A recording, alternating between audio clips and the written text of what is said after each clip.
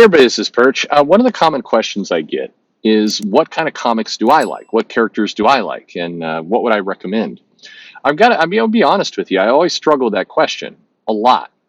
And I think the reason is, no, not that I don't think there's any comics to recommend. There's tons. In fact, I would generally say I'll bet I like more of the comics than most of the people who listen to this channel. I definitely have a wider kind of spectrum of what I enjoy and what I can read. Generally speaking, it takes a lot for a comic to be bad for me to hate it. It takes a lot for me to love it too. It kind of cuts both directions, but overall, I like most comics. I enjoy. I find things to enjoy in all of them, in most cases. But I struggle with explaining why, or basically, I struggle with kind of defining what comics I recommend for other people. And I think it's because of being a retailer. I have trained myself, and I think it's stuck that what I think of the comic really doesn't matter. It's what you think of the comic. It's that I should be listening to what you want.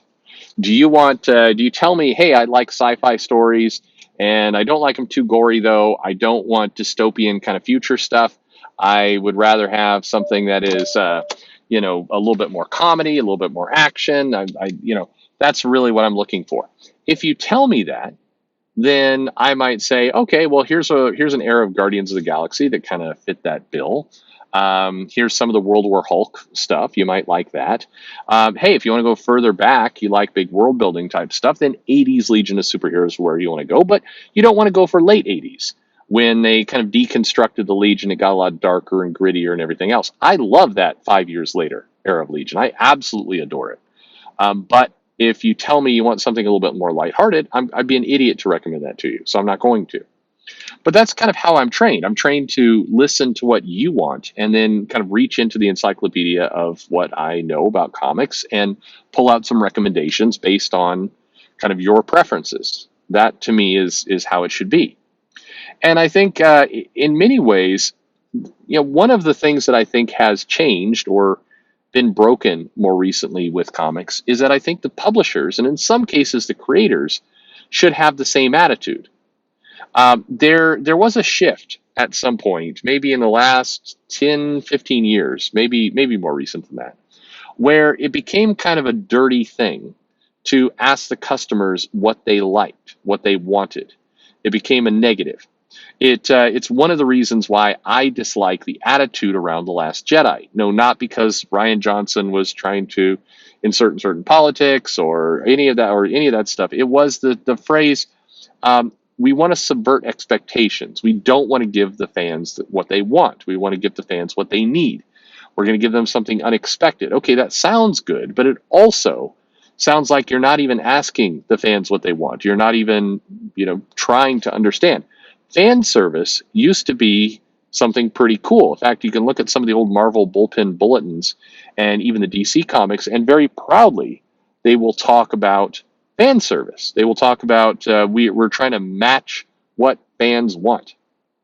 Today, a lot of industries will still say we pride ourselves on listening to our customers. And then there's other businesses, particularly in media, games and movies and shows and everything else, where you're seen as less creative if you do that. You're seen as somehow cheaper as an artist if you're listening to what fans want.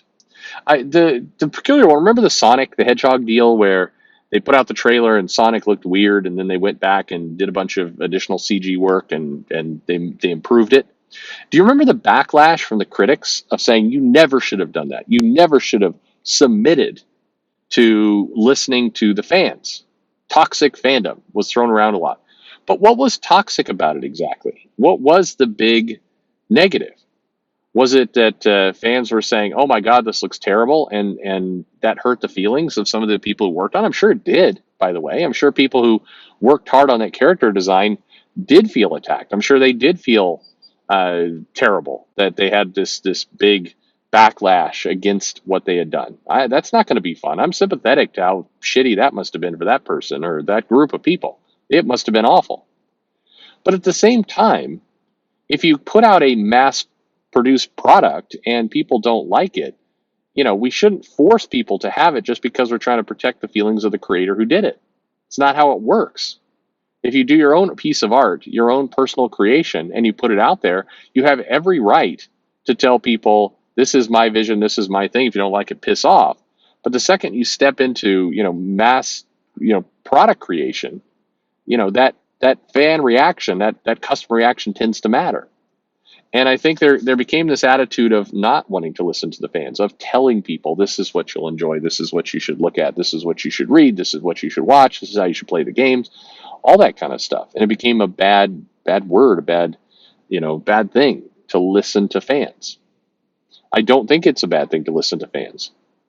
When you get into the Sonic stuff, I remember some of the critics are like, well, people, put out death threats to the creative team. Did they really, though? It's funny because I think what is the definition of a death threat? Were people honestly writing actual death threats, or are they saying like, oh my God, whoever designed Sonic should kill themselves? I'm not saying it's a nice thing. I am definitely saying that the poor person who was the art director for that, that's awful. Their life absolutely sucked.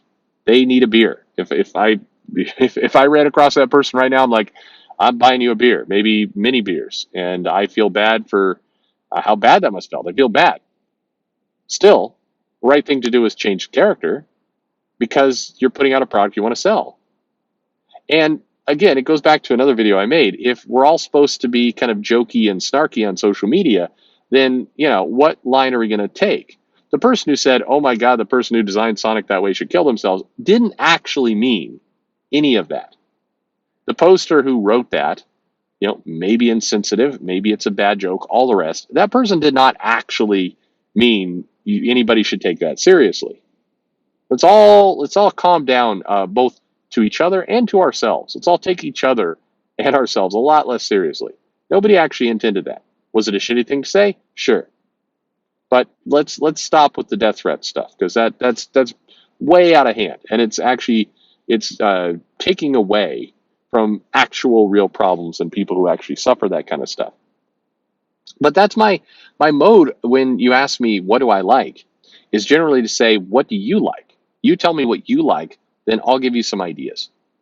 Because right now, if you ask me what do I like and you're using it for recommendation, I'm going to give you recommendations of things you're going to hate. My tastes are pretty, I don't say peculiar, but first of all, they're very wide. Most comics I read, I enjoy on some fashion. And I certainly don't think, you should be reading all those things. If we're talking, like, I liked The Last God a lot. I thought it was a great series. I liked The Kill Lock. I thought that was a great series. Those are radically different series, completely different for different people, different styles. I like, was it the latest issue of X-Men, the one where Nightmare showed up and all the rest? I mean, what I didn't like about it was it felt like a half a story. It felt hard to believe that was a full-priced issue right there. But it was fine. I mean, Nightmare doing various things. It felt like a kind of a teaser. Art was nice. I mean, the art was very, very solid in that issue. It was fine. I can't recommend it as being an amazing comic, but I didn't hate it. I read it and I'm like, oh, okay, it's fine. That's kind of how I feel about most comics. I read it and I'm like, oh, okay. It didn't move the needle as something that I want to keep and remember forever, and I won't. But it was fine. Something like New Mutants, I generally have been on that same kind of feeling about, like, I don't really care about this. Only the last last two issues have been just terrible. I hated those issues. And like I said, it takes a lot for me to really dislike something. I'm reading through that, I'm like, wow, that's one of the worst comics I've read in a year. But generally, I mean, most comics fit into that. Here's another one. I'll bet most people, at least online and YouTube, are piling on right now. The Champions run by Danny Lore. I don't think it's good. I don't think it's terrible. I look at it and I was like, oh, the art is, cartoonish. This isn't for me.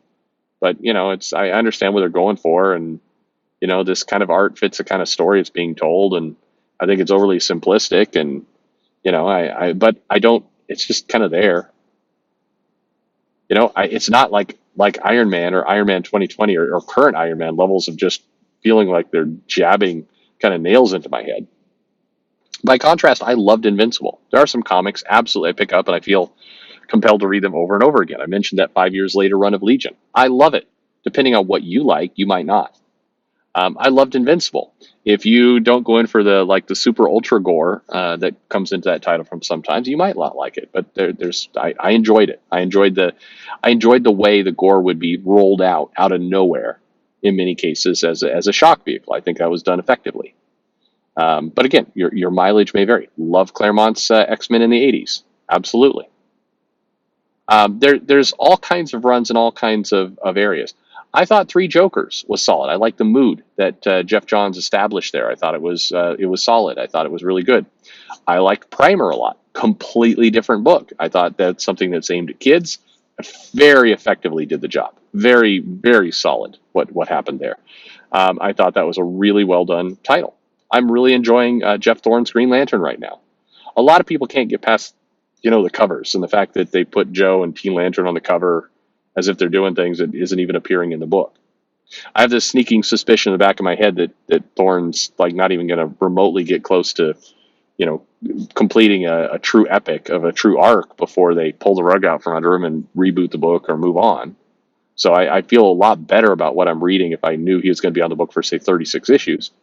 But again, I read the comments. I know there's people who are hating that comic right now. It depends on what you want. And I guess my whole point in all this is don't look to me for what comics to read. Don't look to, I will certainly give you some recommendations, but I'd be much happier. And everybody wants to be happy, right? I mean, that's what life's all about. I'd be much more happy if we put a bigger emphasis on what do you like? What is it you're interested in? What's the genre? What's the title? What's other comics that you've loved? If you can give me one comic that you have loved and tell me why you loved it, I will give you 10 comics that you haven't heard of that you will love. That's how it should be. And more importantly, that's the attitude I want the publishers to have. And as much as they can, the creators. It's harder for the creators because they're creating their own works, and that makes it a little bit harder for them to be neutral in this situation. But there's nothing wrong with saying, what is it you like? And let's try and match it up. Let's try and give you something you like. We have to stop and walk away from this attitude of, it doesn't matter what you like. Channeling my Dwayne Johnson there. That's terrible. It's a terrible attitude. It's a very selfish attitude. It's clearly causing more damage than help. We're seeing brands and work disintegrate under that attitude.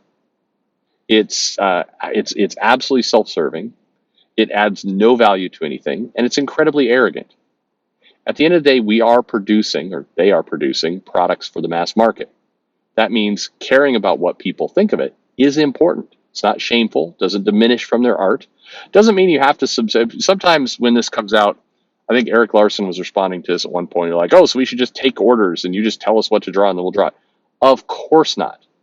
That's insane. Nobody's saying that. Nobody's even hinting that. Stop straw manning the whole argument, tilting at windmills, all kinds of other internet buzzwords. It's all those things. You're doing all those things. It simply means fan service, listening to what fans want, figuring out a way how you can deliver on those and still have a cool artistic product, still surprise them. Do you think Chris Claremont, when he was putting out a kind of fan favorite run, do you think he was sitting there going, well, I have all these wonderful ideas, but I can't use any of them because the fans say they want to see Psylocke with a ninja thong, so I'm just going to write that. And I hate it. I hate every second of this, but all I can do is a slave to the fans. Of course not. He was ingesting his creativity all the time. I guarantee you no fan came up to him and said, you know what I would like? I would like for Forge's old shaman master to be a demon and capture the X-Men. They go through the Siege Perilous and wind up in Australia. Nobody was giving Claremont that idea. 0 people. But what they were telling Claremont was, hey, I'd like to see more with the relationship with Longshot and Dazzler, and I'd like to see I'd like Storm to get her powers back. And sure enough, Claremont crafted a story that did those things and so much more. And that's great. I want to go back to when comic companies prided themselves on fan service, when it was considered an amazing thing.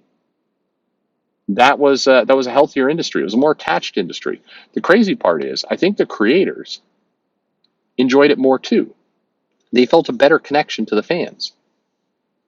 They were not just, go ask Louise Simonson or Ann Nesenti if, hey, when you were writing comics, did you feel like you had no creativity, that you did just do whatever the fans asked for? Of course not. That's not how it was. And yet, there was a feeling, not just a feeling, it was a reality, that the companies listened to people more. So to your question, what comics do I enjoy? Lots. Characters? Tons. Almost all of them.